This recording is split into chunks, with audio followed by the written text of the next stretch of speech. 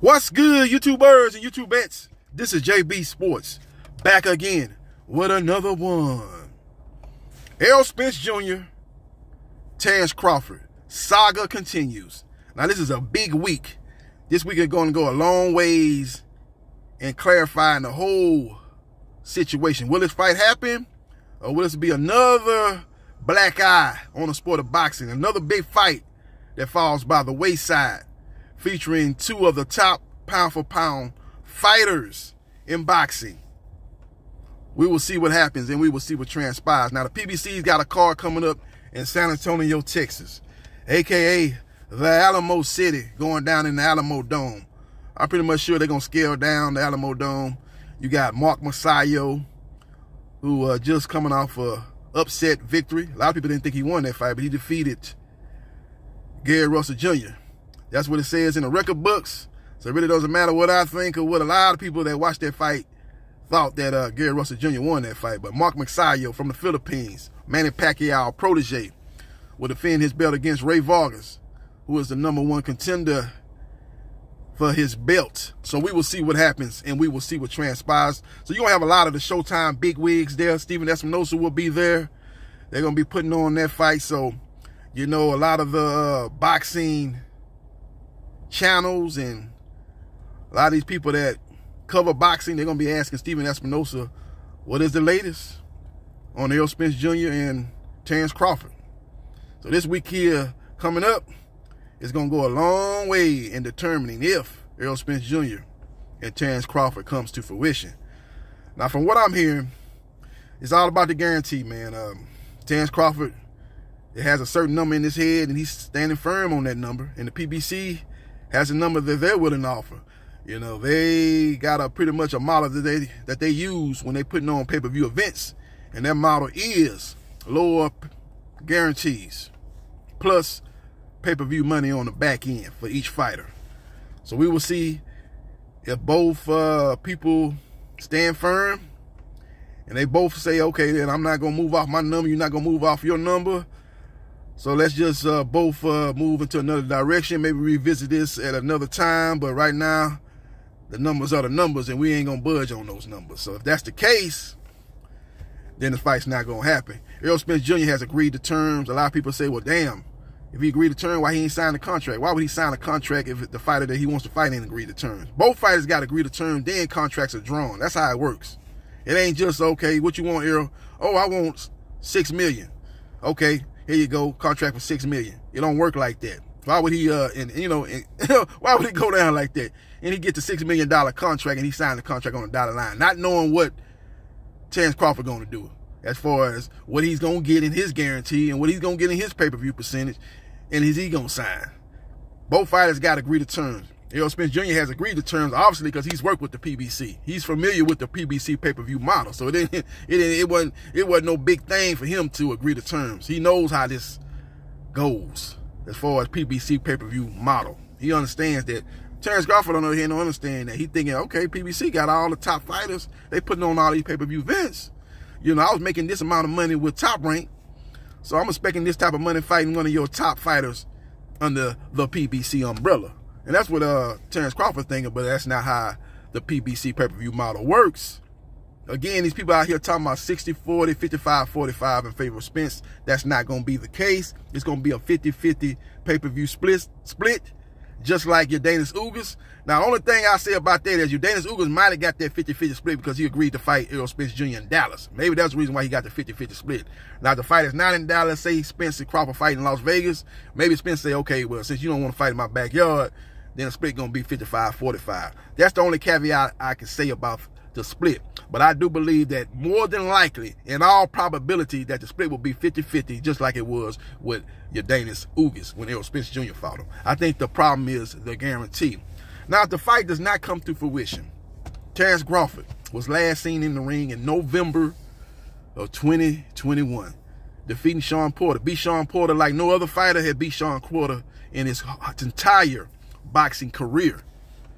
So that was an impressive performance. People tried to shit on that performance. I hated that Shawn Porter daddy stopped that fight prematurely. But I like to see how that fight was played out. Would Spence-Crawford be able to actually knock out and stop Shawn Porter? See, Sean Porter lost that fight on TKO. I would like to see what Terence Crawford would be able to get the KO. That's the only thing that I felt that Sean Porter's daddy robbed Terence Crawford that opportunity. But that's not Terence Crawford's problem. He did what he was supposed to do. He went there and took care of business. With all that being said, if he doesn't get the Spence fight, him going up to 154 is a problematic too, because the PBC, like the welterweight division, they run the junior middleweight division. Look at all the top fighters. Look at all the top names in the junior middleweight division. They all fight under the PBC. So he's going to be going from one problem to another problem. I think in all likelihood, he'll probably wait to his mandatory is called. Like I said, he fought Sean Porter in November. That was a mandatory. So maybe the WBO called another mandatory in November 2022. And, you know, Virgil Ortiz, I think, is at the top of the food chain as far as the WBO goes. He's not going to fight Terence Crawford anytime soon. I think Jerron Ennis is up there, and he fights on Showtime. It's not enough money in that fight. That's not a pay-per-view fight. So I don't know if that fight comes to fruition. And you just have to go down the line. Conor Benn is up there. Eddie Hearn's not looking to match Conor Benn with any serious welterweight anytime soon. He's been fighting a bunch of guys at 140 pounds moving up to fight him, just like they were trying to fight Jose Ramirez. They were trying to get him to come up from 140. He's a 147-pounder, Conor Benn. Fight top 10, top 15 welterweights. Why are you fighting these guys in junior welterweight division? Nobody called out Conor Benn on that. Ain't nobody called out his promoter, Eddie Hearn, on that. But I'm here to call out all these things and bring all these things to light. We will see what happens, and we will see what transpires. As far as Errol Spence Jr. goes, he's got two options. The option that he's been steadfastly stating that he's not going to give this guy an opportunity, that being Keith one-time Thurman, but that is the biggest money fight for Errol Spence Jr. in the welterweight division outside of Terence Crawford. The other one is to chase another belt. You know, the WBA has been trying to solidify these belts, and that fight with Amantius Stoyanis, who is the regular WBA welterweight champion, will enable the WBA to do that. Those two guys fight. They will solidify the belt at the WBA welterweight division.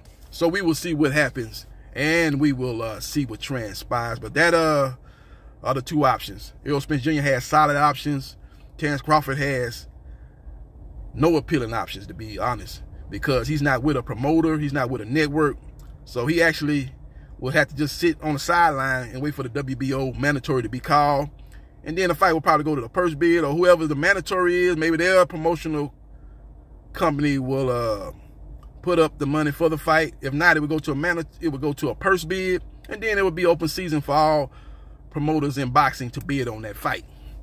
So I think that would be the likely scenario for Terence Bud Crawford. I don't see him going up to 154 because, again, PBC's running 154 just like they're running 147. So we will see what happens, and we will see what transpires. But that's the latest news on Errol Spence Jr., Terence Crawford. This is a big, big, big week for this fight to either come to fruition or fall by the wayside and give boxing another black eye. We don't need that right now. The MMA is, you know, as far as on a consistent basis, is probably doing better numbers. Now, their pay-per-view events at this Apex is not doing the numbers that boxing has done, and their fighters are not making the money that boxing is making. But as far as on a week-by-week basis, a month-by-month basis, they're probably putting up producing better numbers than boxing.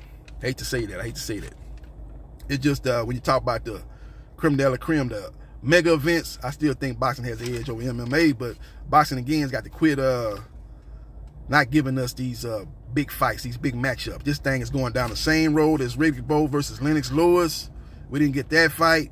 We didn't get Bernard Hopkins versus James Toney. That was another big fight that didn't come to fruition. There's a lot of big fights that did not come to fruition. What about Morales versus Marquez? That fight did not come to fruition. These are a lot of big-name, big-time matchups that did not come to fruition, and this fight seems to be heading down that same road.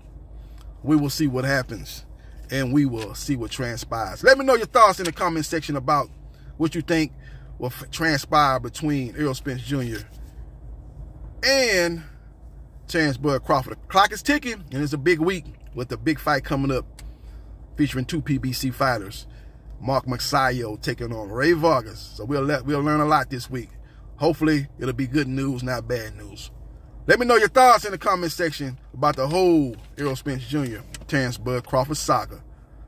Follow me on Facebook, Gerard.Briscoe.3551. Like, share, and subscribe to JB Sports, the man, the myth, the legend. And I holla.